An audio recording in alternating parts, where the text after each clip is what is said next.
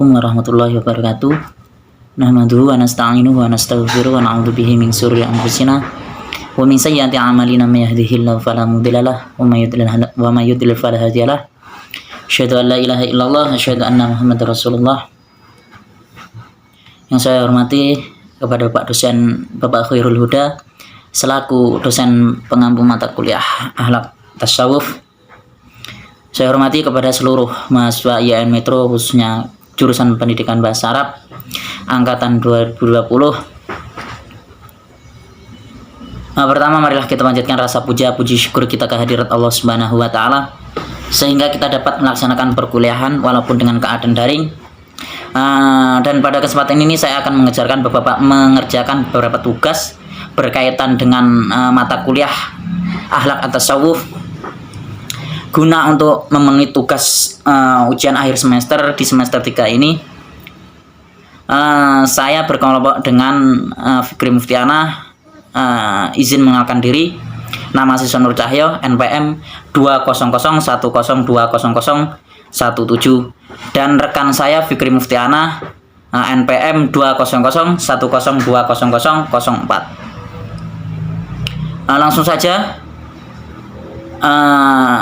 pada kesempatan siang hari ini ataupun melaksanakan UAS hari ini, kelompok saya mendapatkan tema ataupun judul berkaitan dengan MK Akhlak Tasawuf, yaitu Ma'rifat dalam At-Tasawuf atau Ma'rifat dalam Tasawuf. Langsung saja, kata ma'rifat berasal dari kata arrofa, yaitu arrofa yu'rifu irfan, ma'rifah yang artinya pengetahuan, pengalaman ataupun pengetahuan pengetahuan Allah.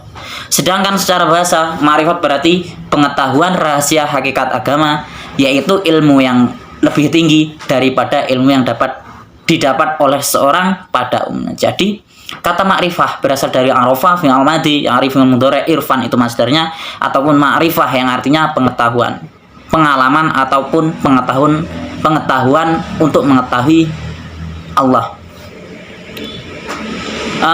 Ma'rifat dalam istilah tasawuf berarti pengetahuan yang sangat jelas dan pasti tentang Tuhan yang diperoleh dari sanubari ataupun dari hati ataupun dari kolbi sanubari. Itu pengertian ma'rifah sendiri. Langsung, dalam istilah sufi, ma'rifat dapat diartikan cahaya yang disorot pada hati siapa saja yang dikehendakinya. Jadi dalam istilah hati siapa saja yang dikehendakinya. Maksudnya di sini yang dikehendakinya yaitu dikehendaki oleh Allah. Sorotan ataupun cahaya yang diberikan oleh Allah kepada makhluk-makhluknya yang dikehendakinya. Inilah pengetahuan hakiki yang datang melalui kasyf, menyingkap, musyahadah, penyaksian atau dauk cita rasa. Pengetahuan ini berasal dari Allah. Menurut Al-Imam Al-Ghazali menerangkan bahwa ma'rifat menurut pengertian bahasa adalah ilmu pengetahuan yang tidak bercampur dengan keraguan. Jadi Imam Al-Ghazali ini mendefinisikan apa itu tentang ma'rifat, yaitu pengetahuan yang tidak bercampur dengan keraguan. Jadi pengetahuan yang tidak dicampur dengan keraguan. Jadi keraguan yang ada dalam pengetahuan itu tidak ada dalam istilah ma'rifat ini. Bahasa-bahasa keraguan itu tidak ada di sini. Inti tasawuf Al-Ghazali adalah jalan menuju Allah. Jadi inti tasawuf sendiri menurut Imam Al-Ghazali yaitu jalan menuju Allah. Sedangkan banyak jalan menuju Allah, salah satunya dengan bertasawuf. Sarana ma'rifat seorang sufi adalah kolbu, bukan perasaan atau tidak pula akal budi.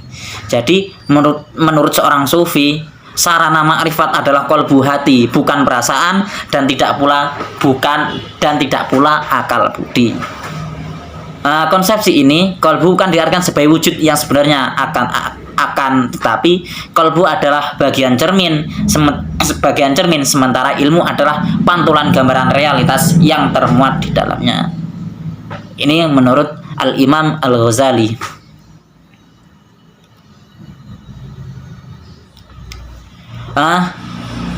Terus kita belajar dengan ma'rifah atas tasawuf, yaitu mempunyai tujuan dan kedudukan ma'rifah. Jadi Ma'rifat atau tasawuf itu mempunyai tujuan dan kedudukan ma'rifatnya tersebut ataupun tersendiri. Tujuan dari ma'rifah adalah mengetahui rahasia-rahasia yang terdapat dari dalam diri Tuhan. Jadi tujuan kita mempelajari at-tasawuf atau al-ma'rifah ini mengetahui rahasia-rahasia yang terdapat dalam diri Tuhan. Sedangkan kedudukan ma'rifah merupakan tingkat pengetahuan kepada Tuhan melalui mata, hati ataupun al-qalb. Itu sendiri tujuan dari kedudukan ma'rifah. Selanjutnya yang akan slide selanjutnya akan dijelaskan oleh presentasi dari kelompok saya kepada Fikri Muftiana. Kami persilahkan. Assalamualaikum warahmatullahi wabarakatuh. Baik, di sini saya akan melanjutkan presentasi materi yang telah disampaikan oleh rekan saya, Siswa Nur Syahya, yaitu tentang alat untuk ma'rifat. Jadi, alat yang dapat digunakan untuk ma'rifat itu sebenarnya telah ada dalam diri manusia, yaitu qalbun atau hati.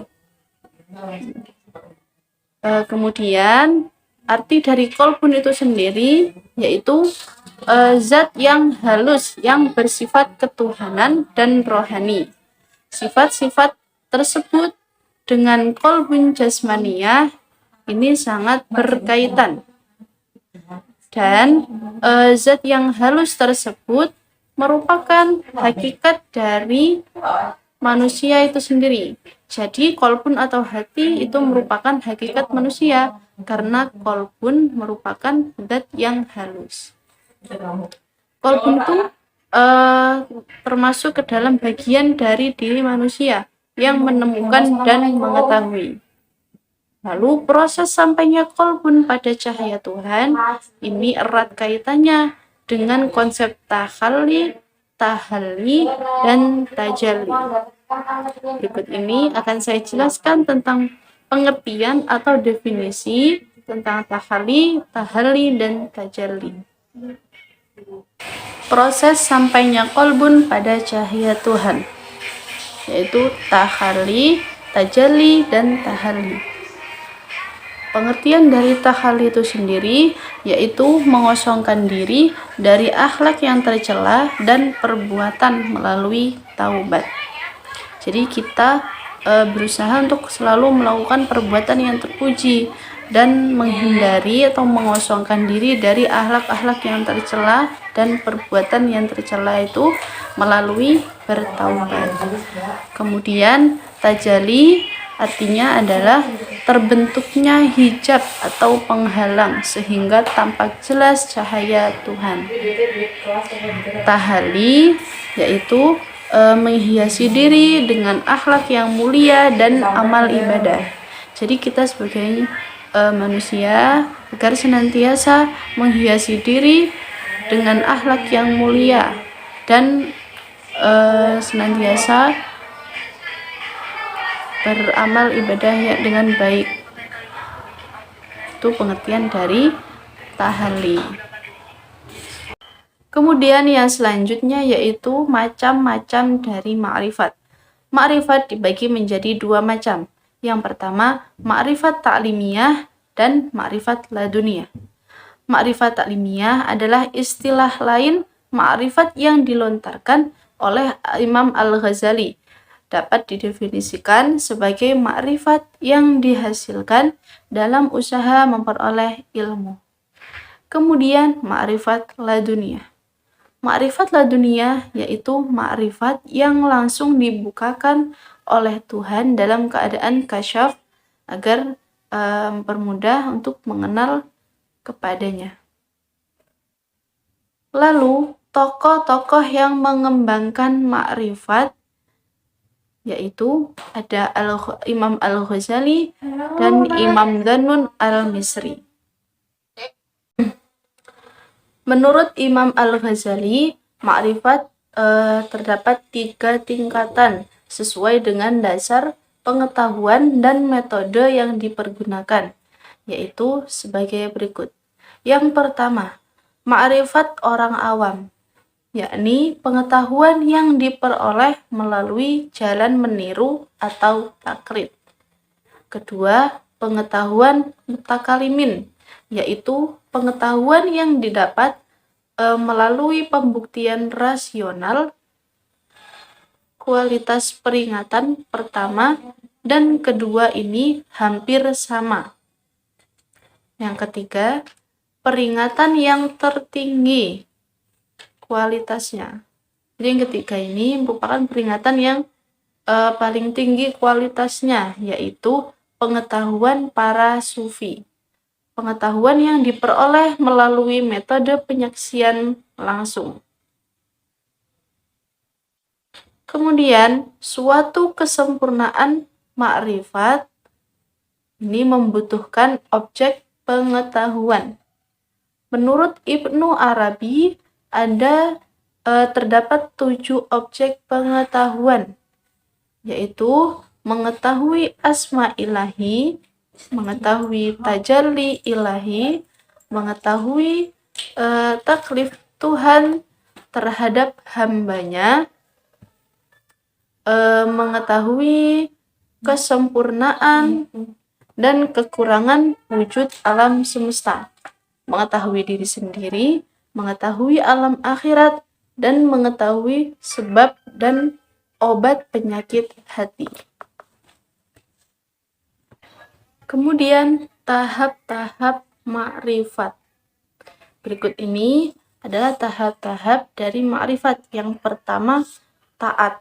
Karena awal dari kecintaan kepada Allah adalah berupa ketaatan. Yang kedua, aktivitas anggota tubuh yang telah disinari oleh cahaya yang memenuhi hati merupakan tahap makrifat selanjutnya. Tahap yang ketiga, pada tahap ini Allah menyingkapkan hazanah keilmuan dan keghaiban kepada setiap orang yang telah menempuh kedua tahap di atas. Ia akan menyaksikan berbagai rahasia yang selama ini telah disimpan oleh Allah. Tahap yang keempat yaitu apa saja yang dikatakan oleh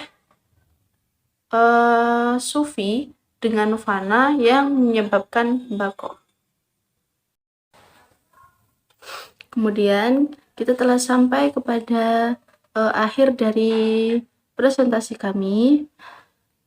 Jadi, akhir dari diskusi ini dapat diambil kesimpulan bahwa ma'rifat adalah pengetahuan mengenai Tuhan melalui hati sanubari. Dan tujuan yang ingin dicapai dalam ma'rifat adalah mengetahui rahasia-rahasia yang terdapat dalam diri Tuhan. Sedangkan kedudukan ma'rifat adalah merupakan tingkat pengetahuan kepada Tuhan melalui mata hati atau qalbun. Demikianlah tadi presentasi yang telah kami sampaikan. Semoga materi yang telah kami sampaikan dapat diterima dengan baik oleh kita semua. Saya Fikri Muftiana dan rekan saya Siswa Nur Cahyo izin undur diri. Kami akhiri. Wassalamualaikum warahmatullahi wabarakatuh.